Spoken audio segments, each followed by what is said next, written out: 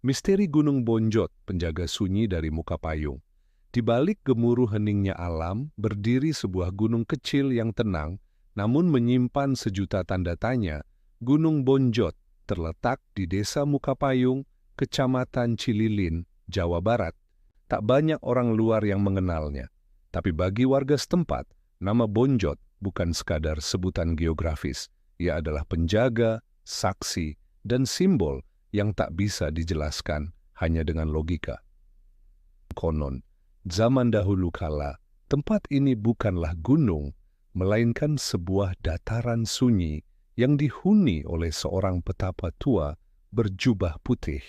Ia disebut sebagai Eyang Bonjot, sosok misterius yang dipercaya memiliki kemampuan melihat masa depan dan berkomunikasi dengan alam gaib.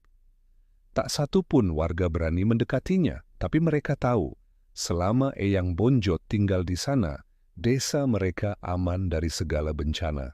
Hingga suatu hari, Eyang menghilang begitu saja. Tak ada jejak, tak ada pesan.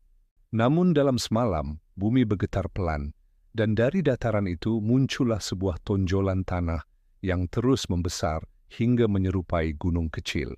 Itulah awal mula terbentuknya Gunung Bonjot.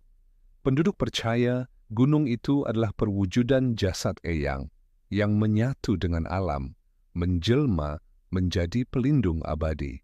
Gunung Bonjot bukan gunung biasa.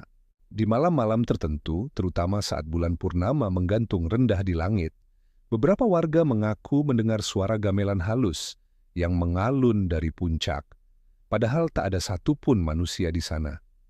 Kadang, suara-suara itu diikuti oleh aroma dupa yang datang entah dari mana. Ada pula yang melihat siluet sosok berjubah berjalan perlahan di lereng gunung saat senja, namun saat didekati, lenyap begitu saja seperti kabut pagi. Menurut cerita turun-temurun, Gunung Bonjot memiliki pantangan yang tak boleh dilanggar, dilarang mengambil batu, tanah, atau tanaman dari gunung tersebut untuk dibawa pulang. Siapapun yang melanggar, diyakini akan dihantui mimpi buruk berhari-hari atau bahkan kehilangan arah saat mencoba kembali ke desa. Bahkan ada kisah seorang pemuda yang menguji pantangan itu. Ia mengambil segenggam tanah dari lereng Bonjot untuk ritual iseng. Malam itu juga ia mendengar ketukan di jendela kamarnya, padahal ia tinggal sendirian. Esok paginya, tanah itu sudah kembali ke tempat semula, seolah tak pernah diambil. Masyarakat percaya Gunung Bonjot adalah gunung yang hidup. Kabut yang tak pernah benar-benar hilang dari puncaknya dianggap sebagai nafas sang penjaga. Mereka menyebutnya gunung bertelinga karena setiap bisikan doa atau keluhan yang diucapkan di kakinya, entah bagaimana, selalu didengar.